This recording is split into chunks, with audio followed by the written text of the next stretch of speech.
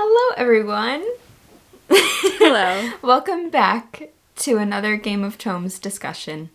I am here with the beautiful one and only Emma. And we will be talking about Twelfth Night and Eugene Onegin.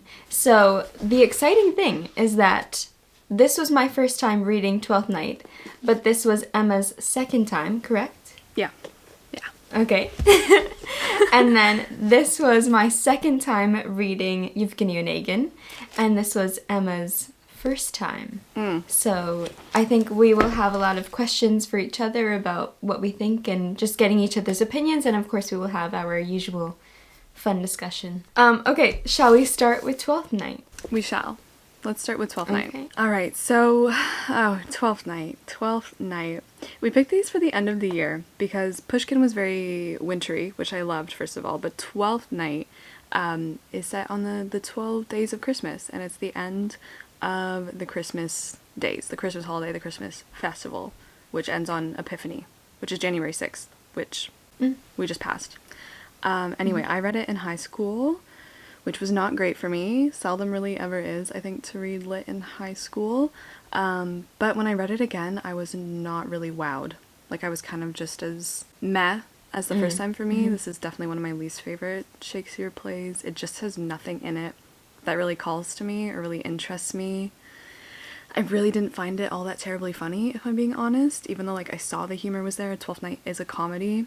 It was written around the same time as Hamlet, though, so it is kind of... Oh, really? I didn't know that. Yeah. Oh. Yeah, so it's, like, a little bit sad as well. I mean, there's a lot of things in Twelfth Night that are kind of, like, sad, and it is the end of the holiday period, so it's kind of re-entering this world of reality, if you will, at the end of the play. But yeah, I was just not impressed. I really didn't find it... I didn't find anything to love in it. Like, I found so much to love in so many other of Shakespeare's plays, and I was just really not into it. Yeah. Yeah? Same for you? Agreed, 100%. Okay. So this is kind of silly, but I grew up watching with my sister and my cousin, Michelle, She's the Man. Oh, yeah. The movie that's like a parody or a spin-off or like a modern spin on Twelfth Night. And I was so excited to see the originals because we grew up loving She's the Man. And honestly, like, I like She's the Man.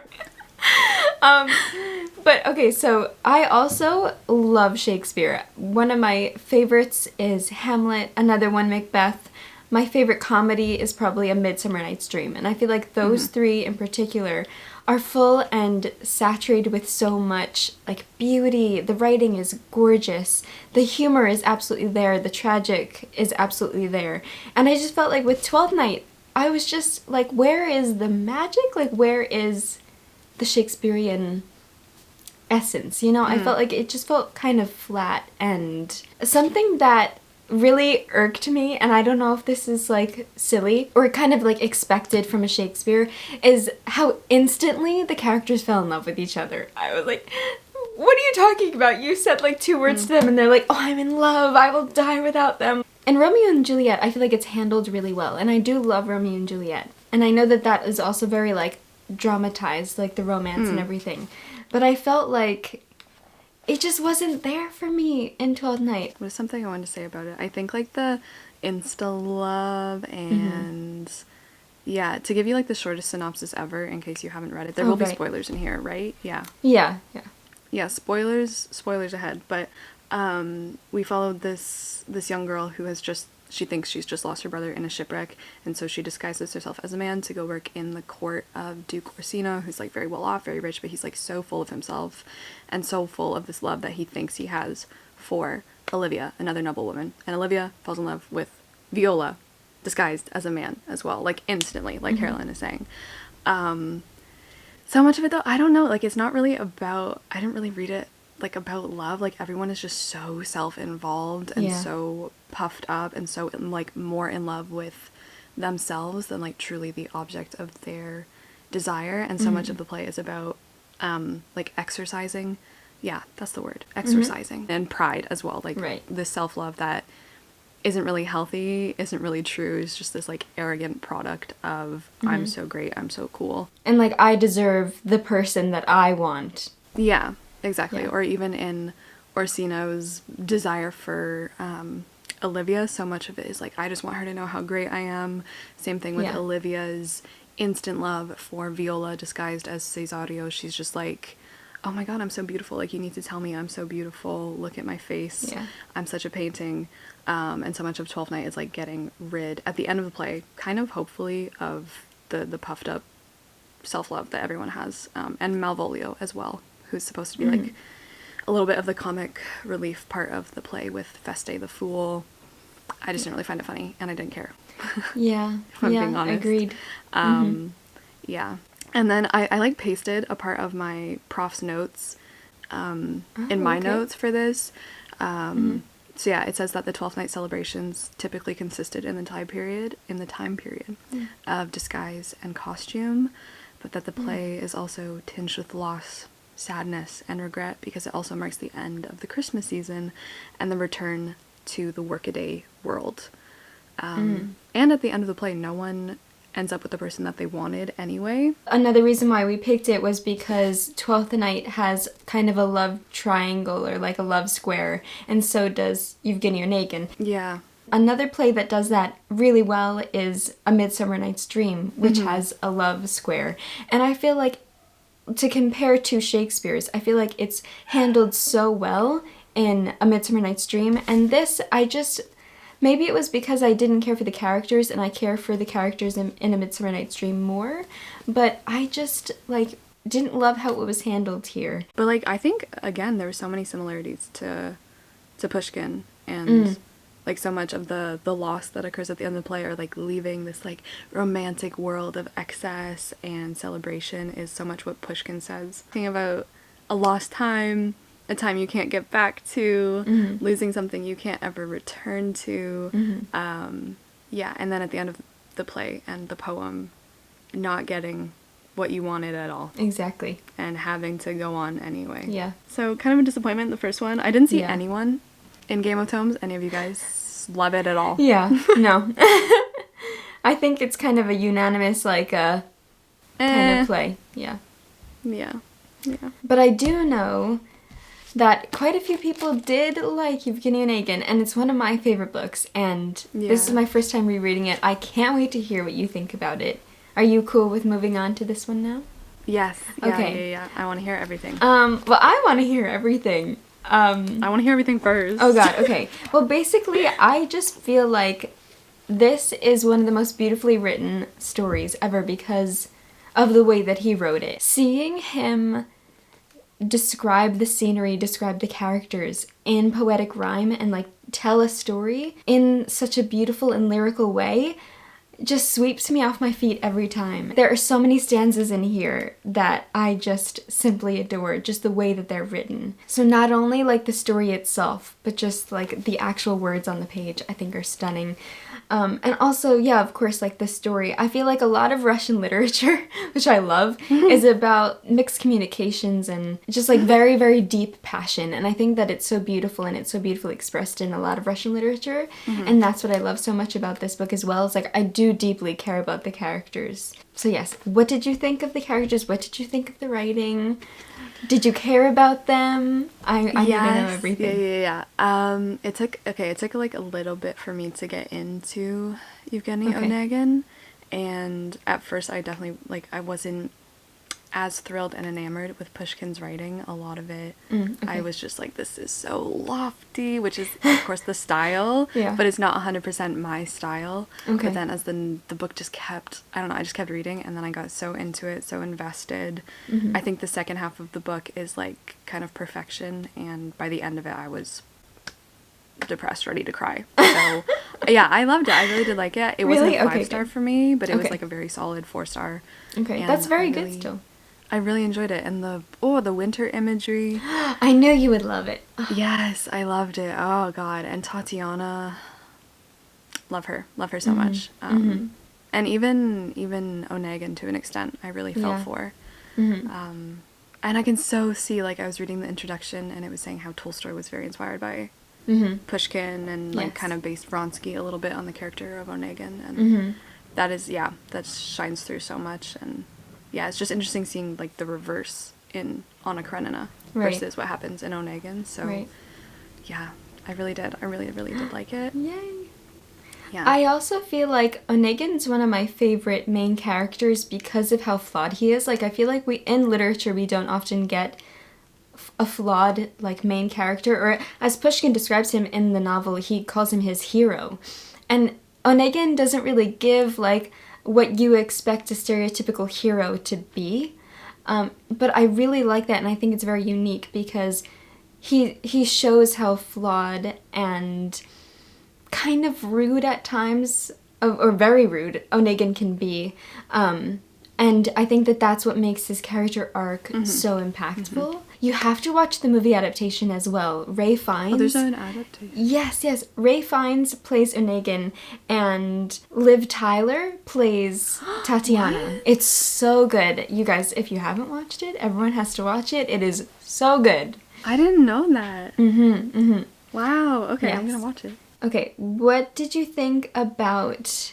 Obviously, this has spoilers now. What did you think about the duel scene? Yeah. Did you see it coming, or...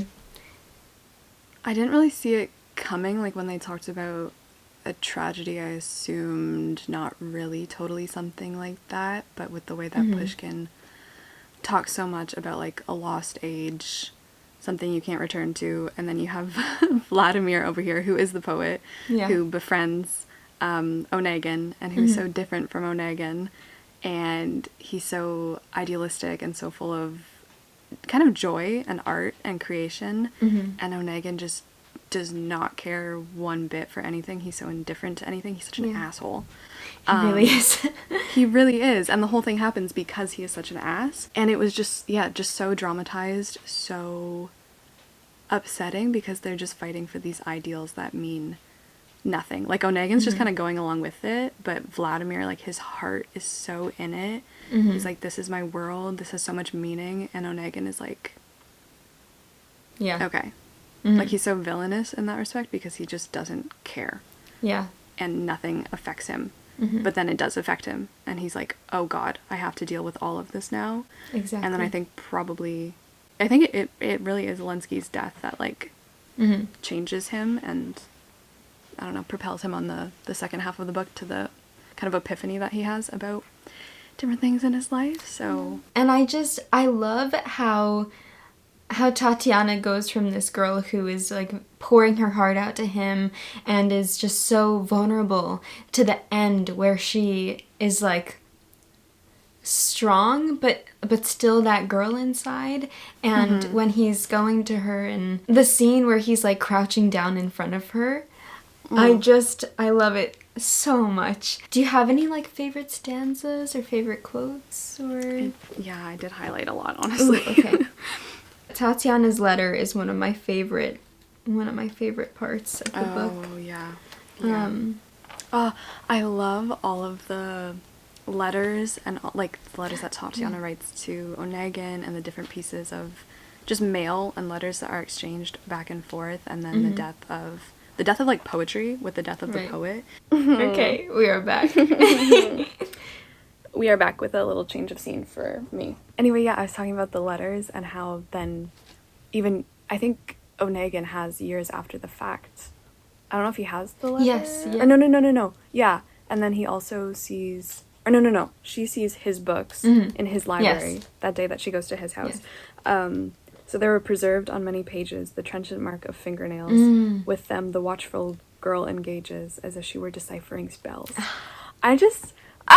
They're just like, she's like searching for him in his books, and then later on he's like searching, and then it's just, it never lines up, it never works out.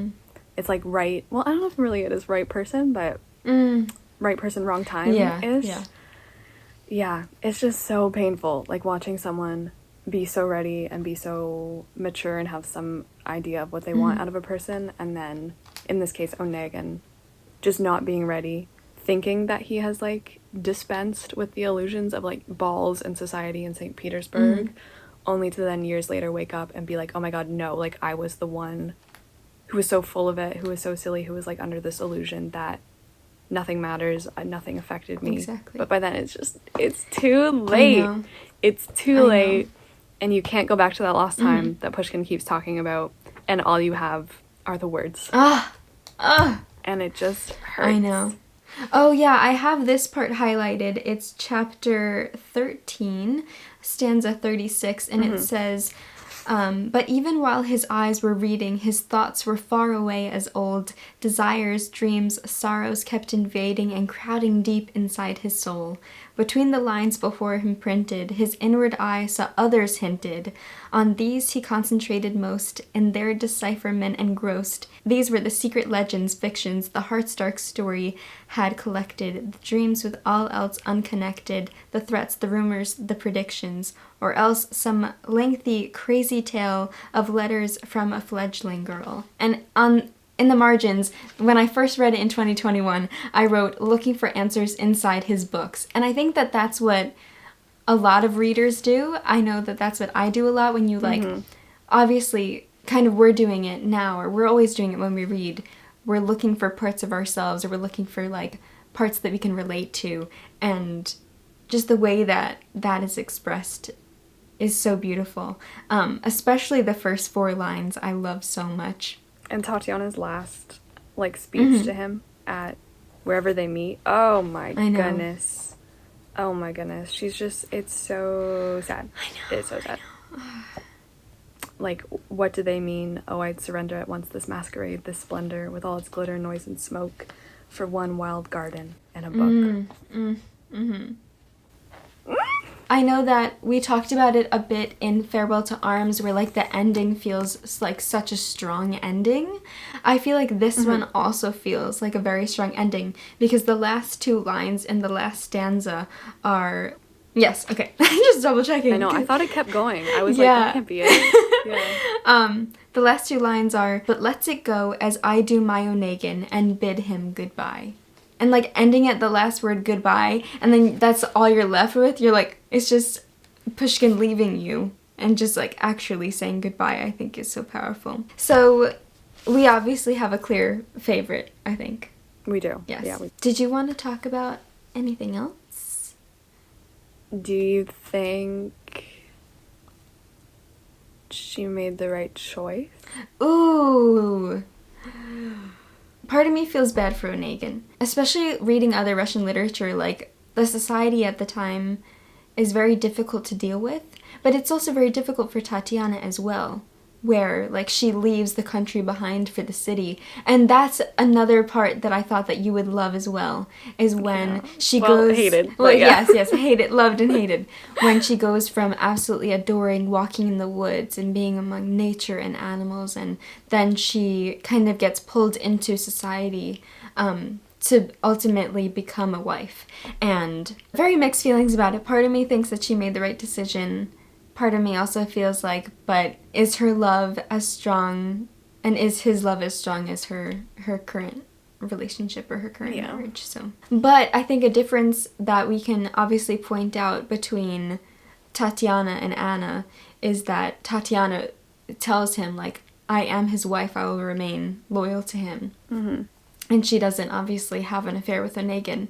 And he's literally on his knees begging her to love him. Or I guess, like, be with him. And when Anna's in that situation, obviously she succumbs to the temptation. And I just think it's so interesting to analyze it in that way. Yeah. What do you think? No.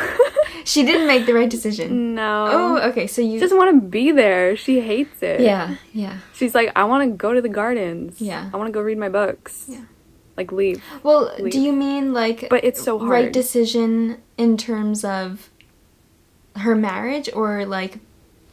or going into that society? Because I do feel like, of course, like, she wants to be in the country. Yeah. I think just wrong decisions all around, but like it's not that easy. Yeah. You can't just really truly leave without huge life altering consequences in the time period. Right. So I think for her they would be worth it, because she's always been strange and odd and regarded as like the odd one out anyway. And then when it comes to Onegin, like, she's totally not happy with whoever she married. I don't think she'll ever be happy, and she's certainly not happy in that environment with the balls and like the splendor and the fakeness of it all. With Onegin though, like, I don't know, because at this point he's like, yeah, risk it all for me, I love you now, I've matured, I've grown up, but like, is that going to last? Is that true with Vronsky? Obviously, we see that he doesn't handle it well, Yeah. so why would she expect Onegin to handle it any better? Yeah. Especially when he's already been an ass to her, Yeah. so... Definitely don't think that she's happy in the situation and the place that she's in, obviously, because that's very clear. Part of society at that time was like, either like spinsterhood, where that's very much looked down upon, like staying in the country where she was happy. Like that looked like that's where her life was going, but then her family was like, nope, you're going. You gotta go. Exactly, you're going to the city and you're gonna get married and you're gonna attend balls, and so. This is what you get for loving people. Mm-hmm. Yes. Ernest Hemingway. Oh my gosh. In the next 2 months, we will be reading The Count of Monte Cristo. I am already 150, I think, pages in. Emma, it is so good. You just push through, because you're at the beginning still, right? I'm at a whopping 0. Because I ordered a new translation and it hasn't arrived yet. Right. Okay. Well, the new translation that you ordered is the one that I'm reading. It is so good. Mm-hmm. And I am just... Alexander Dumas has his little claws in me. So... Okay, good. Mm-hmm. It's so good. I want to be full of talents as well. I'm excited. And I can't wait to talk about it at the end of February. All right, so thank you guys so much for joining us in 2023.